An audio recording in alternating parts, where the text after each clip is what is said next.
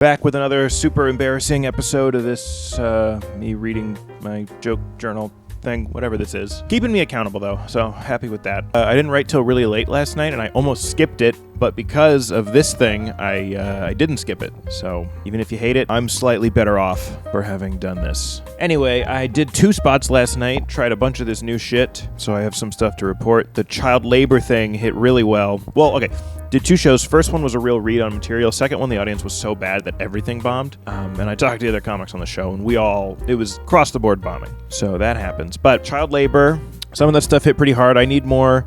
I thought of an angle on it. When you don't support child labor, they're just out of work child laborers. I know they have to interview. And an obvious place for punchlines would be going through an interview. You know, what are your greatest strengths, weaknesses, the time you showed leadership as a child laborer in like a third world country. And then I'm also looking for something, the line about if kids are executives at child labor places, it's a Disney Channel original. You know, The Sweet Life of the Cobalt Mines. Just paint that out more, you know, tactics, like what would Sweet Life of the Cobalt Mines be like? The gossip stuff, that's been hitting. I added, I think I get into it better. Let's see. Birthday singing, the one where we sing happy birthday and go, ooh, sound pretty good. I think that's going to work. Just a quick dumb one. Grandmas are like farts. That hit. I have a bunch of other stuff about grandmas and old people. I don't love this bit as its own. It's kind of just a dumb little one-liner, but I think within a larger thing, it's good enough.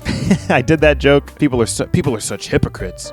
Everybody likes the smell of their own fart, but nobody eats their poop. And just absolute groans. People hated it. But then comics like it, of course, which is a problem I had with the most recent special, Business. I think I was playing to the back of the room a little bit, where some of the jokes that I pursued, I liked them because, like, as a comedian, if you were watching, part of the fun was like, oh, I can't believe a comedian would say that on stage. Like, comedians go up on stage and say good jokes that the audience likes. And I was like, what if I say a bunch of weird shit? And then it's funny, the fact that I said it, but not the joke itself, if that makes sense. I think the jokes were funny, but I would be more, I was like annoying the audience, I think, on purpose a little bit. And that's a habit I have been told I should break, and I am trying to break. This fart joke definitely is that. Impractical jokers, being terrorists. God, I did okay. Chuckles. Too much setup to explain it. The ghost stuff about the ghost possessing your mom, but I'll still fight. I did okay. I think that's just the phrasing needs work. And then tried the spanking stuff again. A lot of the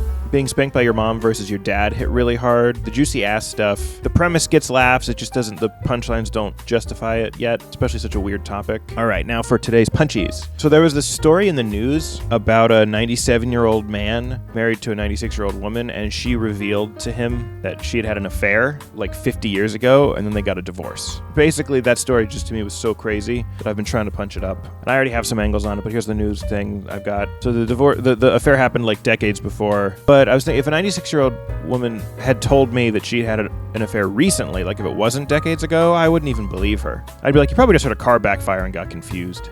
Did I just fuck? What's happening?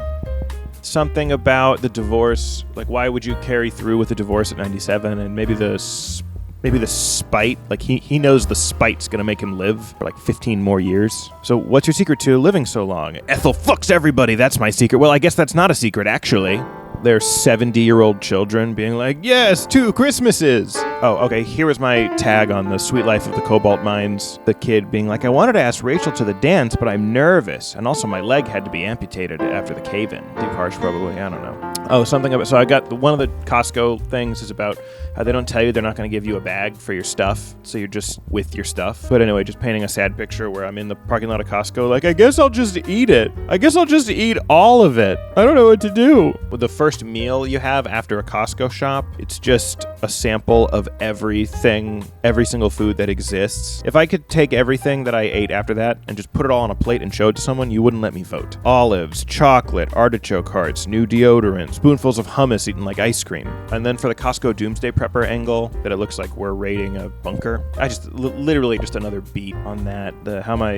He's freaking out how he's supposed to get to the alien onslaught without my pesto mozzarella snack pack, which I already have a tag that's essentially that joke, but I think hitting it that beat twice would probably work twice and just heighten it maybe. I don't know. Oh, something about how at Costco, I think this is true of Costco, right? They sell chicken for really cheap. It's the loss leader. I'm gonna have to simplify this premise, but the idea being the chicken is so cheap that it gets you in the store and then you buy other stuff, which it's like, does that happen? You're like, ooh, great price on chicken, and then you leave with 200 flavored waters and a flat screen TV. This is so dumb and bad. But that if you buy, like, they sell cell phones at Costco.